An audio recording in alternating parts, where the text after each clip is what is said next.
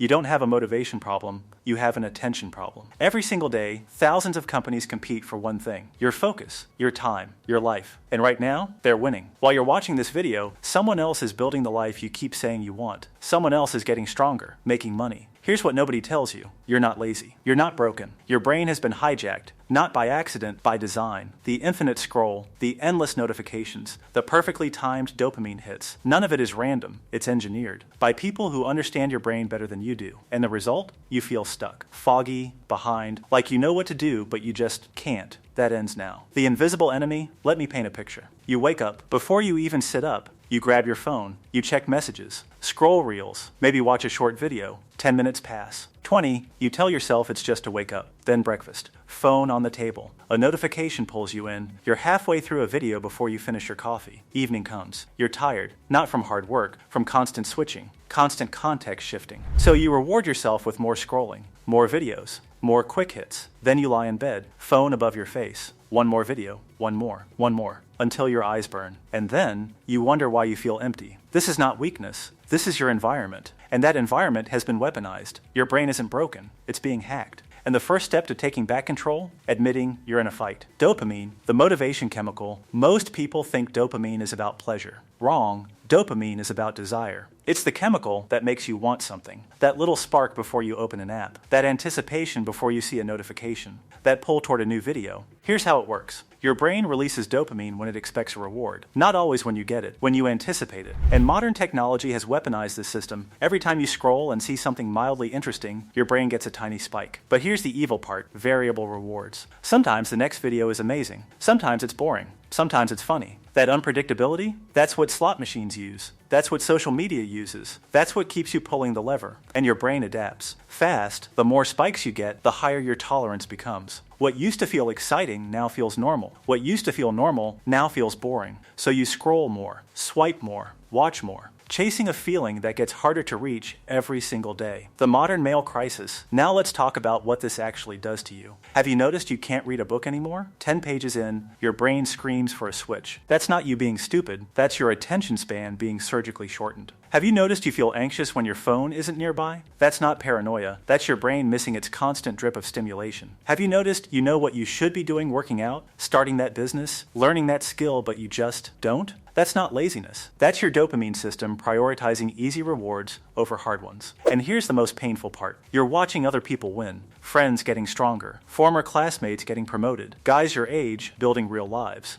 And you're stuck. Scrolling, watching, consuming. Imagine waking up 5 years from today. Same apartment, same excuses, same habits, same regrets. Another year gone. Another year of I'll start tomorrow. That future version of you, he's begging you to stop right now. The hidden cost of cheap dopamine? Here's an idea that might hurt. Every dopamine hit has an opportunity cost. Every hour you spend scrolling is an hour you don't spend building. Every 10-minute reel break is 10 minutes you don't spend learning. Every night you waste watching other people live is a night you don't spend living yourself. The greatest theft in modern history isn't money, it's attention. Your attention is the most valuable resource you have. Companies know this. That's why they spend billions to capture your focus. They're not selling you products, they're selling your attention to advertisers. And you're giving it away for free. What could you build if you took back just 2 hours a day? A business, a stronger body, a skill that pays, real relationships, a life you're actually proud of. But right now, you're trading all of that for quick hits. Cheap dopamine. Instant gratification with long-term consequences. And the worst part? You don't even enjoy it anymore. You just can't stop. The 7-day reset. So what do? More discipline? More willpower? No. Willpower is a limited resource. If you have to fight your environment every second, you'll lose. The solution is simpler and harder at the same time. You remove the triggers. For 7 days, you're going to reset your dopamine system. Not forever. Just long enough to remember what real life feels like. Here's what goes away for 7 days. TikTok, Instagram Reels, YouTube Shorts, all of them. Gone. Pornography, completely. Dating apps, swipe culture, gone. Gaming, every screen-based game, junk food, hyper-processed sugar bombs, and if you're brave, unnecessary YouTube. Just for a week. I'm not asking you to become a monk. I'm asking you to prove to yourself that you're in control. Why these specific things? Because they're designed to give you maximum dopamine with minimum effort. They're the junk food of the attention economy. And right now, your brain is malnourished. You'll feel the void immediately. That's the point. What you replace it with, you can't just remove. You have to replace. Because nature abhors a vacuum. If you delete the bad habits without installing good ones, the bad ones will crawl back. Here's what fills the space: walking, without headphones. Just you and your thoughts. Boring? Yes, that's the medicine. Reading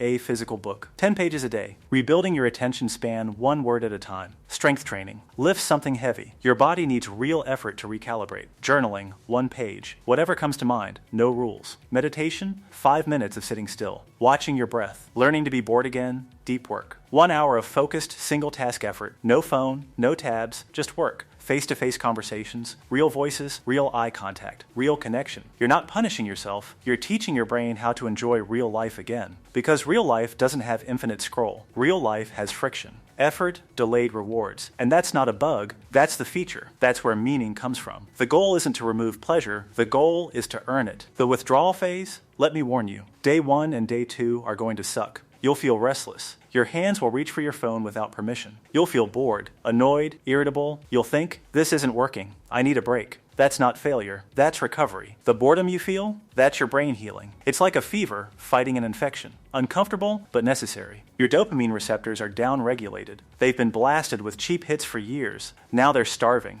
and they will scream for food. Don't give in. Sit in the boredom. Let it wash over you. Because on the other side of that discomfort is clarity. By day 3 or 4, something shifts. The fog starts to lift. You can read a paragraph without rereading it. You can work for 30 minutes without checking your phone. You feel lighter. By day 5, you'll have moments of genuine presence, real focus. You'll look out a window and just see, not scroll. See, that's your brain coming back online. The breakthrough, and then comes day 7. You wake up differently. Not groggy, not reaching for your phone. You just get up. You have energy. Not caffeine energy, real energy.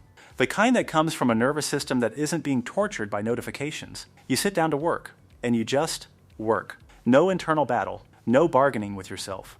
Just flow. You talk to someone, really listen. Not thinking about your next scroll, just present. And you realize something? You've been living in a cage made of invisible algorithms and cheap dopamine. And you didn't even know it was there. That feeling of being behind, of knowing what to do but not doing it, gone, not because you magically became motivated, because you stopped poisoning your motivation system. You're not lazy, you were just overstimulated. And now, you're back. Powerful ending, so here's the question. Are you going to keep letting strangers in Silicon Valley control your attention? Are you going to keep trading your potential for short-term relief? Or are you going to take back what's yours? The man you want to become the focused one, the driven one, the one who builds instead of consumes. He's not waiting for motivation. He's waiting for you to clear the noise. 7 days.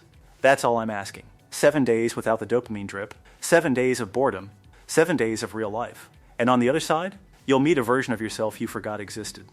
So here's what you do right now. Close this video, put your phone in another room, go outside, walk, breathe, and decide. Day 1 starts today. Not tomorrow, not Monday. Now, your future self is watching. Don't let him down.